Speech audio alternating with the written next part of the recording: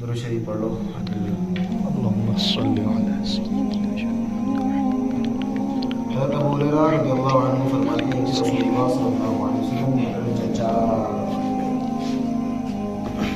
ابو طالب سے ان کی وفات کے وقت ارشاد فرمایا لا الہ الا اللہ کہہ لیجئے تاکہ میں قیامت کے دن آپ کا گواہ بن جاؤں. ابو طالب نے جواب دیا اگر قریش کے اس طعنے کا ڈر نہ ہوتا کہ ابو طالب نے صرف موت کی گھبراہٹ سے کلمہ پڑھا ہے تو میں کلمہ پڑھ کر ضرور آپ کی آنکھوں کو ٹھنڈا کر دیتا. اس پر اللہ تعالیٰ نے یہ آیت نازل فرمائی انک لا تہدی من احببت ولکن اللہ یہدی من یشاء. اس کا ترجمہ ہے آپ جس کو چاہیں ہدایت نہیں دے سکتے بلکہ اللہ تعالیٰ جس کو چاہے ہدایت دے دے. اس حدیث مبارکہ کے اندر اللہ کے رسول صلی اللہ علیہ وسلم کا اپنے چچا ابو طالب کو کلمے کے لیے کہہ دینا یہ بھی کیا ہے ایک طرح سے دین کی بولے دعوت دین کی دعوت ہے, دین کو پہنچانا ہے. ابو طالب چونکہ قرآن دین پر تھے غالباً اس وقت جو بھی دین رہا ہو تو اللہ کے رسول نے ان کو کیا کیے دعوت دی کہ بھئی آپ لا الہ الا اللہ کہہ لیجئے تاکہ میں کل قیامت کے دن آپ پر آپ کے فیور میں کیا رہو گواہ رہو کہ آپ نے کہا تھا کلمہ پڑھا تھا ہے نا. تو اس حدیث سے بھی ہم کو سمجھ آتی ہے کہ ہم کو حکمت قولی اور حکمت فعلی کے ساتھ حکمت عملی جس کو کہتے ہیں اس کے ساتھ ہم کو اس دنیا میں اللہ کی دعوت کو لوگوں تک کیا کرنا ہے پہنچانا ہے. تو اس حدیث سے بھی سمجھ آئی کہ ہم کو یہی کام اللہ کا اس دنیا میں کرنا ہے.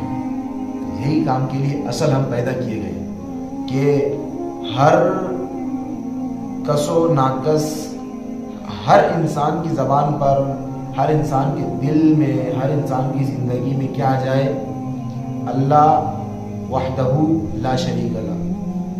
اللہ ایک ہے اور اس کے سوا کوئی شریک نہیں, اس کا کوئی شریک نہیں. اس کے دل میں یہ عقیدہ بیٹھ جائے لا الہ الا اللہ محمد رسول اللہ صلی اللہ علیہ وسلم. اب آپ دیکھ لیجئے اتنے بڑے اللہ کے رسول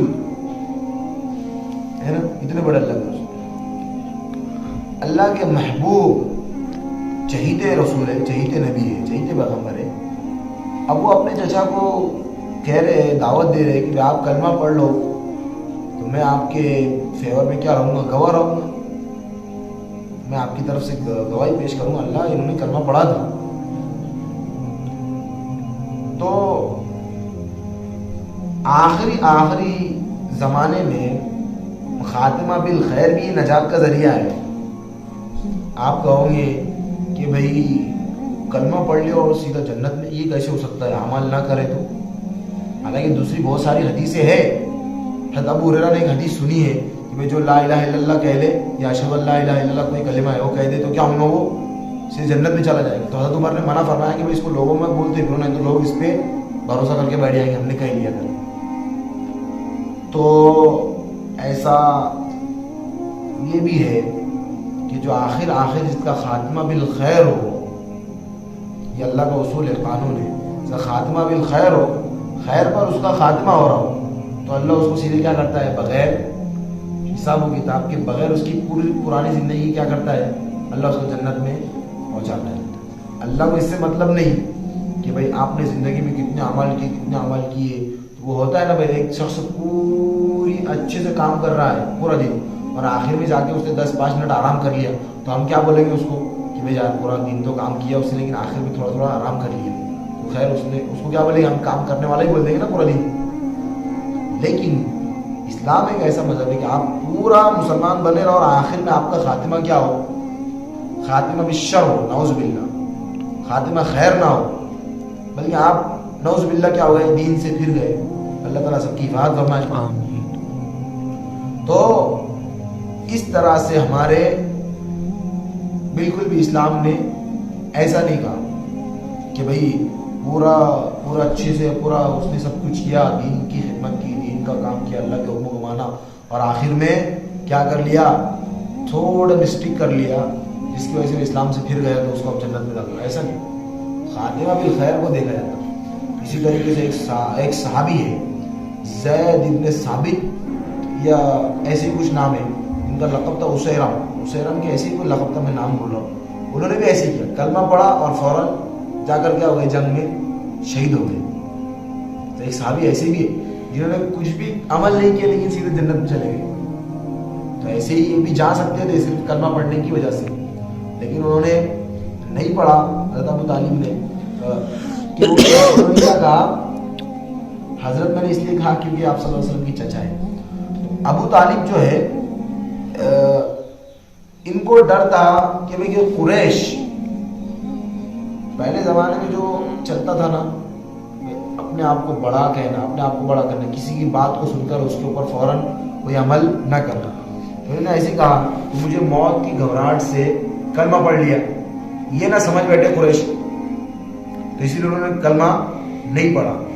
اب دیکھیے, اب اللہ کے رسول صلی اللہ علیہ وسلم اتنے بڑے اللہ کے رسول, اللہ کے نبی, لیکن وہ اپنے چچا کو بھی ہدایت نہیں دے پائے.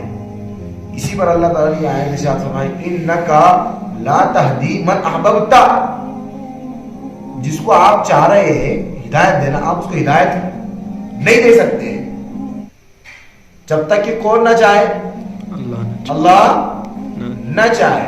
تو ہمیں اس سے ایک بات یہ بھی سمجھ میں آتی ہے کہ ہمارا کام لوگوں تک اللہ کا پیغام کیا کرنا, پہنچانا, تبلیغ کرنا, لوگوں کو اللہ کی طرف بلانا.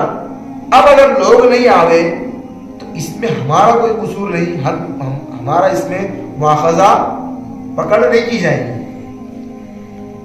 بھئی آپ کسی کو دعوت دے رہے ہو, آپ کی دعوت تو قبول ہی نہیں کر رہا ہے, ایکسیپٹ ہی نہیں کر رہا, یا پھر ایکسیپٹ تو کر رہا ہے لیکن وہ اس کے مطابق عمل نہیں کر رہا, اس کے تقاضوں پر عمل نہیں کر رہا پورا, تو اب آپ پریشان ہو رہے ہیں, ارے یار ایسا نہیں ہو, ایسا نہیں, کیوں نہیں. تو ہمیں اللہ کے قرآن کی آیت سے تسلی لینی چاہیے کہ بھئی اللہ تعالیٰ ہدایت دینے والے, ہم ہدایت دینے والے نہیں, ہم تو کیا ہے, صرف دعوت دینے والے, پہنچانے والے. ہم کیا ہے, صرف پہنچانے والے, مبلغ ہے, تبلیغ کرنے والے, پہنچانے والے. جیسے وہ امیزون کا اور ڈیلیوری بوائے جو ہوتا ہے, امیزون اور کون سے زون ہے, زون کھانے کی زون رہتی پوری, تو کون سا ہے وہ, اور زومیٹو اور فلپکارٹ والا جو بھی ہے, تو وہ کیا ہوتے ہیں, کیا بولے تم نے, ڈیلیوری بوائے. تو ہم بھی کیا ہے, ڈیلیوری مین, ڈیلیوری مین.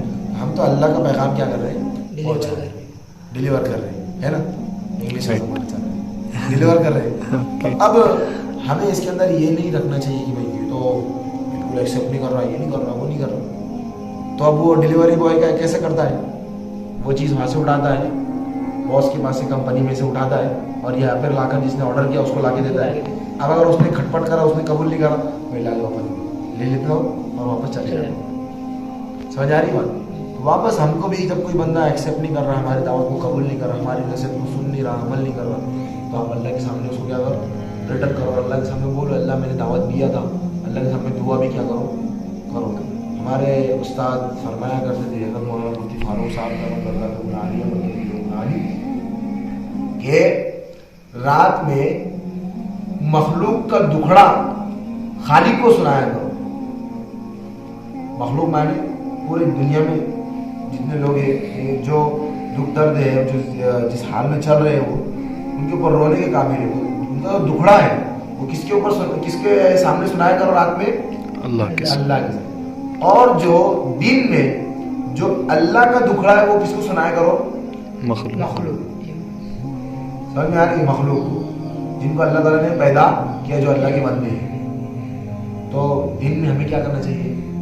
हमारे उस्ताद के फरमाया करते हैं, इससे मतलब ये मतलब है कि भाई आप दुआएं भी करो और अल्लाह के दीन की क्या करो? तबलीग भी करो, अल्लाह के दीन को पहुंचाओ भी, लेकिन उसके साथ शर्त क्या है? दुआ भी। इन्नका ला तहदी मन अहबब्ता वलाकिन्न अल्लाह यहदी मन यशा। अल्लाह ताला फरमा रहे हैं, नबी आप जिसको चाहे हिदायत नहीं दे सकते, लेकिन सिर्फ हिदायत कौन दे सकता है? اللہ अल्लाह। अल्लाह चाहेगा जिसके बारे में तो उसके बारे में हिदायत देगा। युदिल्लु मन यशाउ व यहदी من یشاء मन यशा। अल्लाह जिसको चाहे भटका दे, जिसको चाहे دے हिदायत दे दे, रास्ता दे दे। तो बात समझ में आ रही है? तो हमें इस हदीस से समझ आती है कि, और इस हदीस से एक बात ये भी समझ आई कि हमें दावत देने में, तमाम लोगों को देना भी है दावत, लेकिन दावत देने में घर वालों को भी नहीं भूलना चाहिए। घर वालों से मुराद रिश्तेदारों को भी नहीं भूलना चाहिए, है ना? बात समझ में आ रही है? आप सल्लल्लाहु अलैहि वसल्लम की चाचा, आप सल्लल्लाहु अलैहि वसल्लम के अबू तालिब कौन थे? چچا चाचा थे ना। फिर तो अब हमें घर वालों को भी, किताबों के अंदर लिखा हुआ है, हमने पढ़ा था कि भाई सबसे पहले किसको आप सुधारेंगे? अपने आप, है ना भाई? जब इंसान को सुधरा हुआ रहेगा दूसरे को सुधारेगा, तो अपने आप को सुधारे। उसके बाद में 2 नंबर पे कौन आता है? अपने घर वाले। उसके बाद में फिर पूरा मुआशरा। समझ में आ रही बात? तो हमें पहले अपने आप को सुधार कर, अपने आप में दीन को कबूल कर कर नमाजी बनकर, उसके बाद में फिर किसको यही दावत को किस में कन्वर्ट करना है? अपने घर वालों में, अपने घराने में, जो अपने साथ जिनका अपना हमारे साथ सोना उठना बैठना खाना पीना सब कुछ है, तो उनमें फिर उनसे धीरे धीरे क्या करना चाहिए? हमें पूरे मुआशरे में, पूरी सोसाइटी में इस दीन को आम करना चाहिए, इस दीन की क्या करना चाहिए?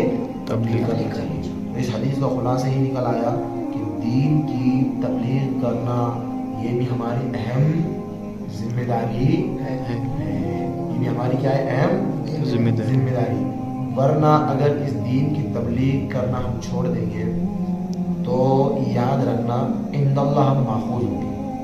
अल्लाह के पास कल जब जाएंगे तो हम पकड़े जाएंगे कि मैं आपके पास था, क्यों नहीं पहुंचाया? है ना? बात समझ में आ रही है? अल्लाह ताला से दुआ है कि अल्लाह ताला हमें अमल करने की तौफीक अता फरमाए। आमीन। सुब्हानल्लाहि व बिहम्दिही, सुब्हानकल्लाहुम्मा व बिहम्दिका, व अशहदु अन ला इलाहा इल्ला अंता, नस्तगफिरुका व नतूबु इलैक। सुब्हान रब्बिका रब्बिल इज्जति अम्मा यसिफून, व सलामुन अलल मुरसलीन।